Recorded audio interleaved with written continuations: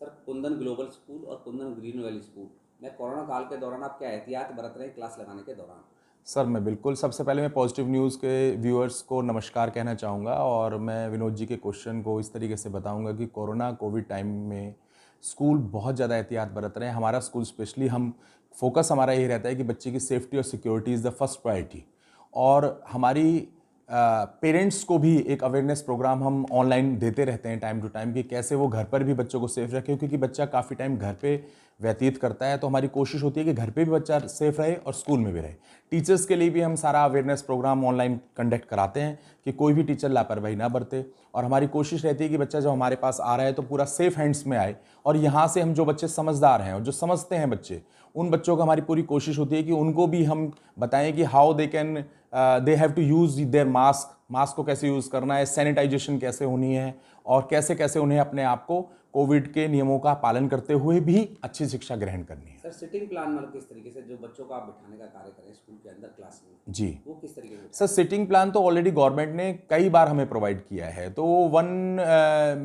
जो 6 फीट का डिस्टेंस उन्होंने किया हुआ है और एक बच्चा एक सीट पर बैठे और क्लास के अंदर 15 से ज़्यादा बच्चे ना हो, वही सिटिंग प्लान हमारी कोशिश होती है कि हम उनको फॉलो करें और वही किए जा रहे हैं दोनों ही स्कूलों में।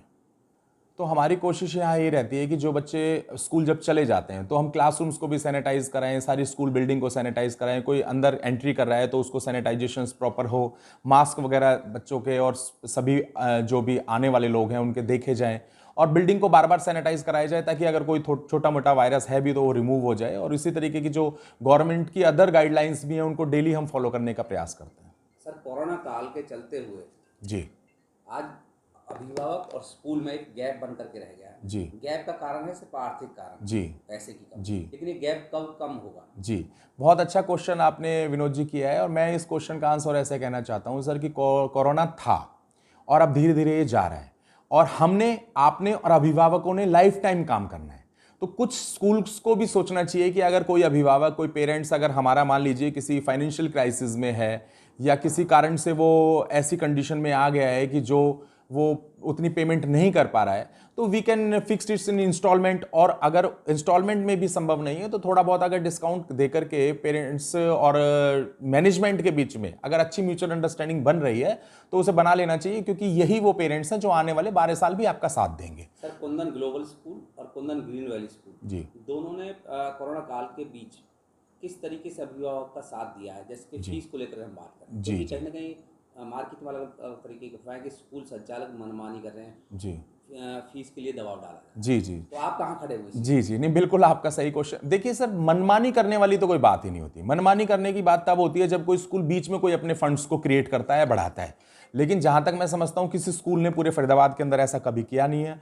और जहां बात आती है कि हमने कैसे किया या हमने अपने अभिभावकों को कैसे किया, तो हमने सबसे पहले एज अकॉर्डिंग टू गवर्नमेंट और जो सुप्रीम कोर्ट और हाई कोर्ट के जो वर्डिक्ट आए थे उसके अकॉर्डिंग हमने उनकी इंस्टॉलमेंट बनाई। और आज भी बहुत सारा फंड्स ऐसा है जो हमारे स्कूल्स का है, पेरेंट्स ने नहीं दिया है, लेकिन हम आराम से कूल होकर के बैठे हुए हैं कि जब भी उनके पास उनकी फाइनेंशियल क्राइसिस खत्म होंगे तो they will pay our fees, tuition fees. और हमने सबसे बड़ी बात कि किसी भी बच्चे की ऑनलाइन क्लासेस या ऑफलाइन क्लासेस को रोका नहीं, चाहे फीस आई हो चाहे नहीं आई हो, हमने सबको वेलकम किया और हमने कोशिश की कि वो बच्चे सारे, उनकी एजुकेशन को किसी तरीके का प्रभावित नहीं किया जाए। और जैसे जैसे पेरेंट्स के पास फंड्स की जो अवेलेबिलिटी होगी तो वो अपने आप ही ऑटोमेटिकली, पेरेंट्स बड़ा सचेत है आज की डेट में और हर पेरेंट्स ये चाहता है कि उनका बच्चा एक अच्छे स्कूल में पढ़े। तो Kundan Green Valley School Ballabhgarh और Kundan Global School Greater Faridabad के अंदर हमारी यही पॉलिसी रही है कि हमने पेरेंट्स को पूरा सपोर्ट किया है और आज जैसे जैसे पेरेंट्स के पास पेमेंट आ रही है तो वो हमें प्रोवाइड करा रहे हैं। Sir, Kundan Green Valley school और कुंदन ग्लोबल स्कूल में अभिभावक क्यों एडमिशन कराए अपने बच्चे का, जी क्या विशेषता है? सर, विशेषता बहुत हैं विनोद जी। इसमें विशेषताओं में हम जैसे बताना चाहेंगे कि कुंदन ग्रीन वैली स्कूल हमारा 18 से 19 साल का हमें एक्सपीरियंस वहाँ हो गया है और लगभग 2000 के करीब बच्चे वहाँ पढ़ते हैं। और हमने वहाँ जो अचीवमेंट्स किए हैं, हमारे पास 7 इंटरनेशनल प्लेयर्स हैं बॉक्सिंग में, आर्चरी में और आपके मनीष नरवाल, शिखा नरवाल जो एशियन चैंपियनशिप रहे हैं शूटिंग में, दीपिका सेंगर रही है फेंसिंग में। तो ये बहुत बड़ी अचीवमेंट है। और मैं आपको बताना चाहूँगा कि Kundan Green Valley school is the only school in this city जिसके अंदर की बच्चे ने स्टडी करते हुए अर्जुन अवार्ड लिया है, जो महामहिम राष्ट्रपति द्वारा दिया जाता है। और अभी रिसेंटली 220 में हम अर्जुन अवार्डी स्कूल के नाम से हम माने गए हैं। तो इन सब प्रोग्रेस को लेकर के, इन सब चीज़ों को लेकर के ही हमने एक प्रयास किया है कि हम ग्रेटर फरीदाबाद में आए और यहाँ कुंदन ग्लोबल स्कूल के रूप में एक यहाँ भी शिक्षा का एक अलग जगह है और शिक्षा को आगे बढ़ाते हुए हम यहाँ के लोगों को एक अच्छी फैसिलिटीज़ प्रोवाइड करें, अच्छी चीज़ें प्रोवाइड करें, जिसमें कि हमें ये लगे कि भाई हाँ, बल्लभगढ़ का जो एक एक्सपीरियंस है वो आज ग्रेटर फरीदाबाद के लोगों के भी काम आएगा और यहाँ की बेल्ट के लिए भी हमें एक ऐसा काम करना है कि यहाँ भी इंटरनेशनल प्लेयर्स निकलें, यहाँ भी एकेडमिक अचीवर्स निकलें, सीए बने, डॉक्टर्स बने, इंजीनियर्स बने, आईआईटीएंस बने। तो हमारे पास इतनी अचीवमेंट्स हैं वहाँ पर 18 साल के अंदर कि जो मैं समझता हूँ कि वास्तव में मेरे ओपिनियन से तो बहुत अच्छी हैं और आज तक जो मेरे को जितना भी जगह से अप्रिशिएशंस मिली हैं तो वो समझ रहा हूँ कि मैं एजुकेशन के लिए बहुत अच्छा काम कर रहा हूँ और हमारी संस्था बहुत अच्छा काम कर रही है। और निश्चित तौर पे हम वही अपने प्रोडक्ट को लेकर के यहाँ आए हैं कि हम ये चाहेंगे कि हमारे जो मैनेजमेंट है, हमारी जो स्टाफ फैकल्टीज़ की जो क्वालिटी है, वो हमें यहाँ आने वाले बच्चों के अंदर भी उसी तरीके की डेवलपमेंट को करे और उसी डेवलपमेंट को हम आगे बढ़ा करके यहाँ के बच्चों को आगे लेकर के जाएं।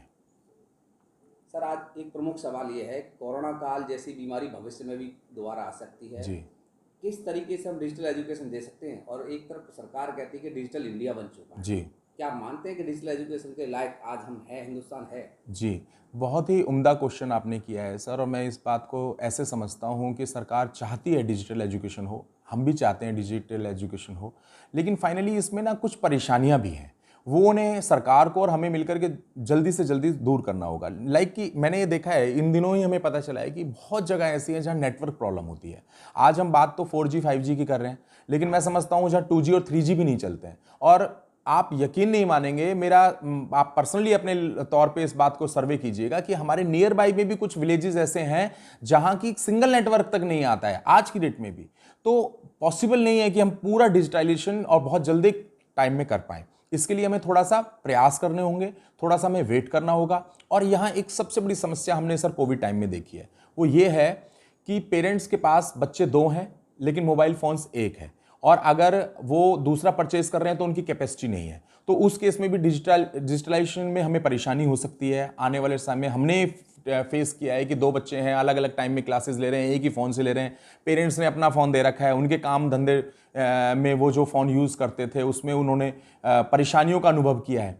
तो डिजिटल इंडिया बनाने के लिए जो गवर्नमेंट की स्कीम है मैं उसको स्वागत करता हूँ। मैं चाहूँगा कि हमारा देश जल्दी से जल्दी डिजिटाइजेशन की तरफ बढ़े, लेकिन उससे पहले हमें जो बेसिक्स इसके नीड्स हैं, लाइक जो टावर्स हैं, जो नेटवर्क के लिए हमारे पास जो सर्किट बनना चाहिए, जो हमारे पास घर से घर सुविधाएं होनी चाहिए सारी इंटरनेट की, उन्हें हमें बढ़ाने का प्रयास करना चाहिए और वो तेजी से करना चाहिए, तभी हम डिजिटलाइजेशन की तरफ बढ़ पाएंगे। सर, अंत में अभिभावक स्कूल संचालकों से एवं सरकार से कोई अपील करना चाहेंगे? सर बिल्कुल, मैं अभिभावकों का जहाँ तक शब्द क्वेश्चन है तो मैं अभिभावकों से सिर्फ यह कहना चाहूँगा कि देखिए, एक बुरा वक्त था, थोड़ा समय और है, हम सब साथ रह कर, सचेत रह करके, स्वस्थ रह करके अपने बच्चे को साफ सफाई से के साथ स्कूल भेजें। और स्कूलों पर आपको विश्वास करना होगा, क्योंकि स्कूल ही वो माध्यम है जो आपके बच्चों के भविष्य का एक्चुअल निर्माता होता है। एक गुरु ही अब एक बच्चे का भविष्य का निर्माण करता है। तो आप लोगों को सबसे पहले चाहिए, अभिभावकों को, कि वो स्कूल संचालकों पर विश्वास रखें। हम लोग आपके साथ हैं, हमारी पूरी एसोसिएशंस आपके साथ हैं। हमारा आपका जो साथ है वो कोई 1 दिन या 2 दिन या 10 दिन का नहीं है, ये 12-12, 15-15 साल का साथ होता है। इस साथ को केवल 15 महीने की परेशानी में या 12 महीने की परेशानी में किसी भी तरीके से नेगेटिव सोच के साथ खराब ना करें। ये मैं अभिभावकों के लिए कहना चाहूँगा। जहाँ तक मैं स्कूल संचालकों के लिए आपने बोला, तो मैं समझता हूँ हमारी एसोसिएशन बड़ा अच्छा काम कर रही है फरीदाबाद डिस्ट्रिक्ट के अंदर, और सभी संचालक इस बात को समझे हुए हैं कि अभिभावक बहुत ज़्यादा परेशान है और वो पेरेंट्स का साथ दे भी रहे हैं। और अगर नहीं भी दे रहे हैं तो मैं आपके माध्यम से अपील करना चाहूँगा कि पेरेंट्स की व्यथा को भी समझें। और रही बात गवर्नमेंट की, तो विनोद जी बिल्कुल आपके चैनल के माध्यम से मैं कहना चाहूँगा कि गवर्नमेंट का चाहिए कि वो स्कूलों के लिए भी कुछ सोचे।